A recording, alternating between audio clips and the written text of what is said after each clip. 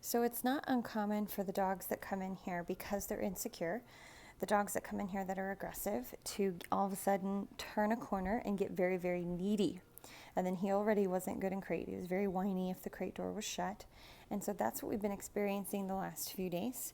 And so this is one of the crate is stressful for him. Now at night, he will go down and go to sleep. And we've noticed that a lot of times, like after a walk, he'll sleep for a couple of hours, no problems. But then if he hears something that he thinks is us, or he hears us, then it's just on and on and on. Sometimes just cueing him will settle him down, and that's the training that we've been doing outside of crate. Sometimes it doesn't, especially when all three of us girls are here, like today. So it's been a rough day for him. He might be able to hear us a little bit or something like that, and it's just really tough for him to wait his turn and be in here. So anyway, he's just now getting to where he can be, because he's been on e-collar. He can even reset himself outside, just a little tap, and he'll go back and reset himself. If he gets up, he's doing great. He's making really great strides in all areas, but crate, not so much, I'll be honest. So we've been a little bit more diligent in how we handle crate. So rather than kind of like going back to the beginning, we had the dominant dog collar on him, which is like a slip leash. We had that on him because we needed to lift it up if he, went after us. Now we're doing it to settle him down because he really does put on a big show. He'll put on a big fussy fight, act like he's dying, or act like he's going to go after us, but he won't. But he puts on a show, so that pressure up helps settle him down, and then we get this on his own without any leash direction. But I know I've shown some crate patterning with him before, but I just want to show him doing it with e-collar cues and how much better he's doing with e-collar cues, not with the whining, but with the e-collar cues. Break. So see, he still tries to go in on his own sometimes. And I'm just going to tap. I'm at a low 3. Crate. I give him loose leash. No automatic down that time. That might be because I'm talking. So let's see if I just tap it, if he'll do it. Down. I'm holding it down. See the red? Now all he did was sit. He didn't lay down, even though I asked for down. But this is hard for him. And so I'm going to give him that. I'm going to go off the pressure, and then I'm going to try one more time with just e-collar. Down. I'm holding it down. Good. So it's so low, guys, he barely feels it. So I actually keep the pressure on until he's where I want him, and then I'm off. Break. But this is much calmer than 10 minutes ago when he was all, weren't you, buddy? Crate. So it's a tap for crate. And it's only a tap because he goes in right away. Okay, so before he was going in and laying down automatically without a tap. And that's what I want. I want him thinking more on his own. So probably me talking has him a little bit more, not paying attention as much, not self-soothing as much, not thinking and calming down as much. Sit. So because he struggled last time with going straight into a down, I'll just go ahead and ask for a sit. You guys can probably see the red on his collar. That's when I'm on the stem. Down. And I'm really happy that we've gotten to the point now where I'm not pointing and I'm not bending over at the waist to cue him physically. So that in itself is removing, leash pressure down or bending over or pointing. So that in itself is an improvement. Let's see if we can get him to down right away. Break. Because it's all about gradually building up. A little bit of pressure. Good. Crate. Down. No, I got the sit though. Down. I got the sit right away. I'll take it. But what I mean by default down is just that before he was going into crate and laying down automatically. So that's really a good time to leave him is when he's done this a few times, like 3, 4, 5 times where it's crate and down and he downs automatically. break. Very neutral tones. No. He's looking at the door. He heard a noise out there. Winston's out there working. Crate. That's a tap. But the reason it's... oh, look, he looked down like he was gonna. Down. Nice. See? So you guys see the settling process? Instead of just sitting, and then I have to cue down as well, he downed right away that time. So you really got to be patient, guys, when it comes to these anxiety issues. Really got to be patient. But that was really good work. Really good work. Good job, bud.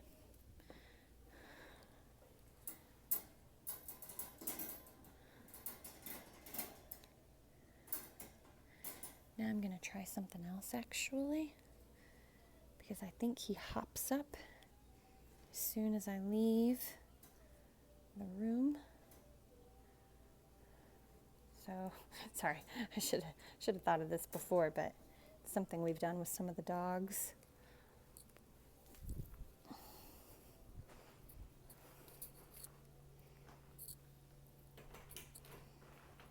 Oh, very good.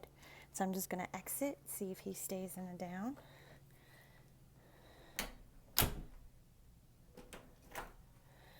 Oh, very nice. See, a lot of times when we come back into the room, they pop up because they're excited. And he's honestly a lot of times already up because he's, even though we play the radio, he listens for our footsteps. Very good, much better. So I'm just going to feed the rest of this leash in there, even though he won't get it hooked on anything. He doesn't spin around or do anything crazy. He just whines, but still.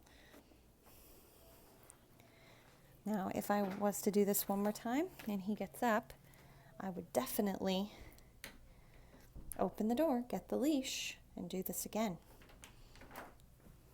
Look at that. Very nice. All right, guys, time for him to take a nap.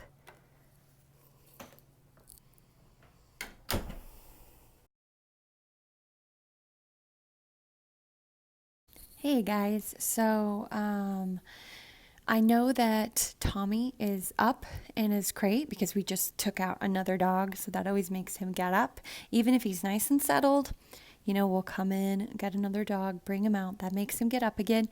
Just gives us an opportunity to work with him.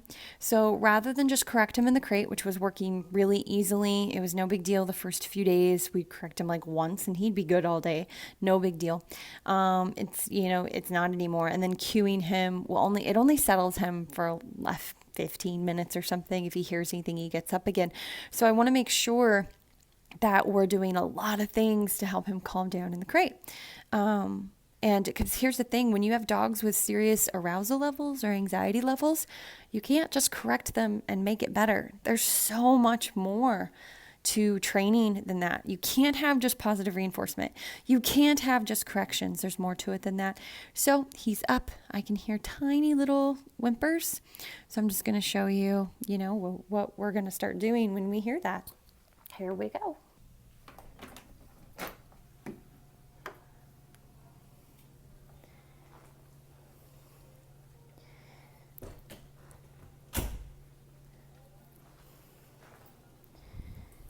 Sit.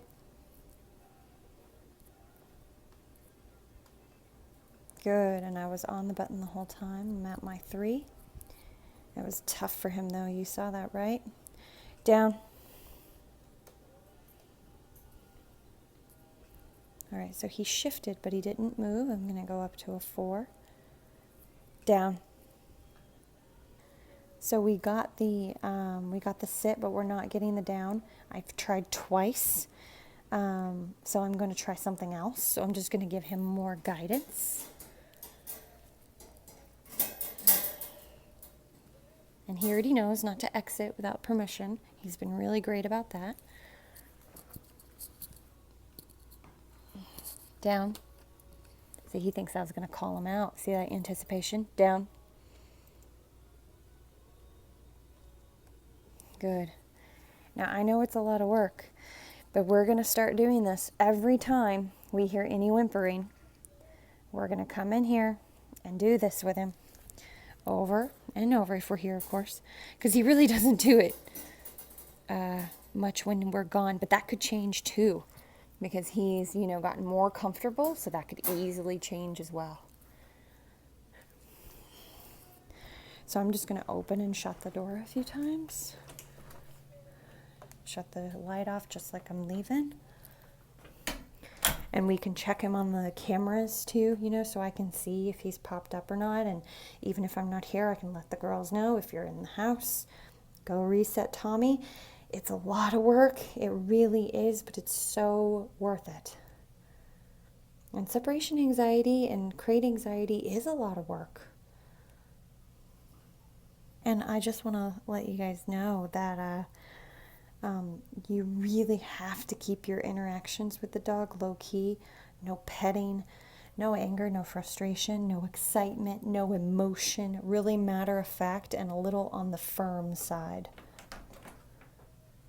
Yep, he popped up. He's not whining, but he popped up. Normally I keep the lights off, but I want you guys to see. No, sit.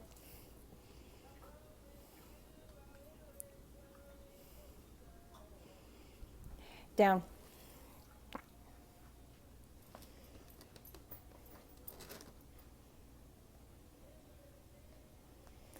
Down. He thought about it. No, sit. Really trying to get him to, he knows all this stuff. Try one more time. Man, only went up to a 4. Down.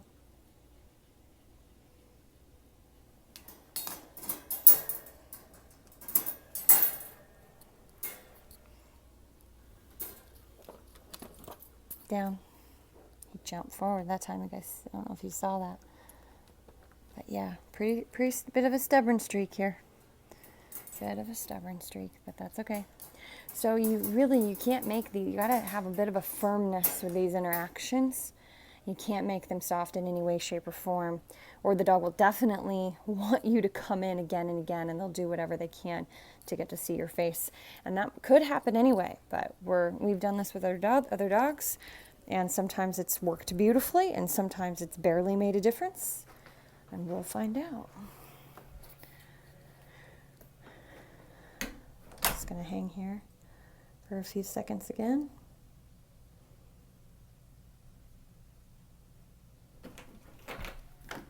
I can actually hear him get up now. No. A little bit more firm this time. So all I did was tap for no. Oh, I'm at a 0. Well, that didn't do any good. Well, my no was a bit more forceful, so that made him go back and sit. Down.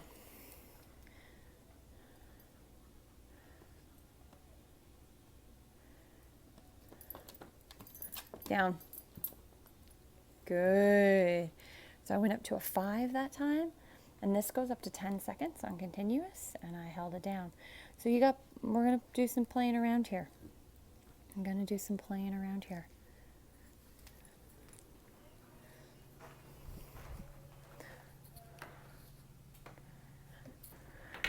All right, think you guys have seen enough.